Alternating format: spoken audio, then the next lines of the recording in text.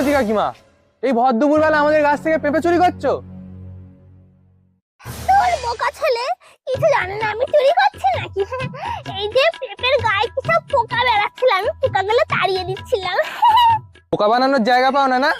এই ভর দুপুর বেলা তুমি পেঁপে গাছ থেকে পোকা তাড়াচ্ছ না? পরে আমি আবার আসবো।